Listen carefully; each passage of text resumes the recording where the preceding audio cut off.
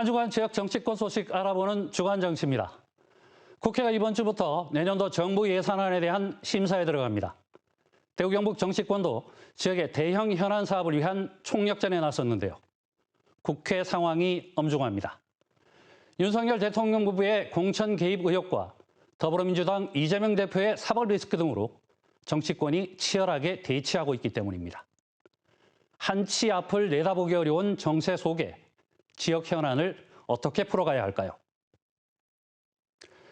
현재 대구 경북의 핵심 현안은 대구 경북 행정통합과 신공항 건설, 대구 취수원 이전 등 세 가지입니다. 대규모 재원 투입을 위해 관련 법안 처리 등 국회 동의가 반드시 필요한 사업입니다. 대구 경북 행정통합의 경우 올 연말까지 관련 특별법을 발의해야 오는 2026년 7월에 통합특별시가 출범할 수 있습니다.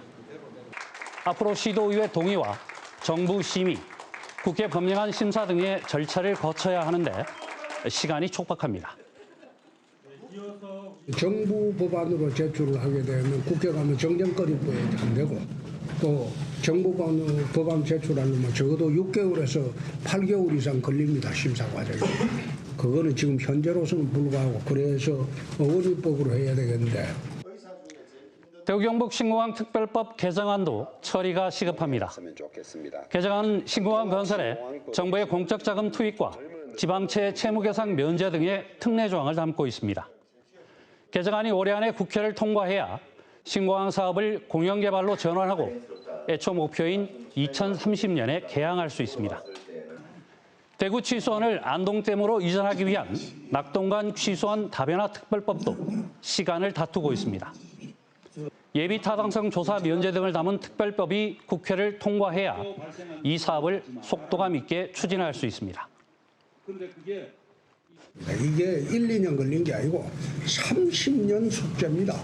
환경부에서도 이 기회가 아니면 이 문제 해결 못한다. 그래서 적극적인 해결 의지를 보이고 있으니까. 지역 정치권은 각 상임위원회에 소속된 국회의원에게 해당 사업을 배정해 야당 의원들을 설득한다는 방침입니다. 지역 의원이 없는 상임위는 원내대표나 정책위 의장 등 여당 지도부가 직접 나설 예정입니다. 현재 정부 부처와 협의가 미흡하거나 또 국회에서 힘을 보태야 할 부분은 저희들이 적극적으로 힘을 또 모으고 특히 야당의 협조를 구해야 될 부분은 우리 대구시 출신 국회의원들이 적극적으로 나서서. 하지만 현재로선 올해 안에 이들 법안의 국회 통과를 낙관하기가 어려운 상황입니다. 지난주 윤석열 대통령의 공천 개입 정황이 담긴 녹취 파일이 공개되면서 정치권이 극한 대립 양상으로 치닫고 있기 때문입니다. 민주당 이재명 대표도 선거법 위반과 위증교사 혐의에 대한 1심 판결을 앞두고 있습니다.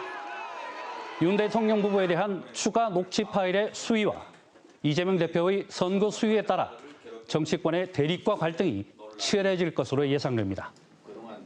벌써부터 올해 예산안 처리가 법정 기한을 넘길 것이라는 전망이 나오고 있습니다. 대구 경북의 100년 대계를 위한 법안과 각종 민생 법안 처리도 뒷전으로 밀릴 가능성이 큽니다. 홍준표 대구시장은 최근 정치권의 상황과 관련해 삼김 시대가 그립다라는 글을 자신의 SNS에 올렸습니다. 정치권에 통큰 대화와 타협이 필요하다는 겁니다. 현재 진행되고 있는 미국의 대선 결과에 따라 국제 정세도 큰 변화가 예상됩니다. 요동치는 국내외 정세 속에 지역 100년 대계의 디딤돌을 놓을 수 있을지 대구와 경북이 연말 국회를 주목하고 있습니다. 주간 정치였습니다.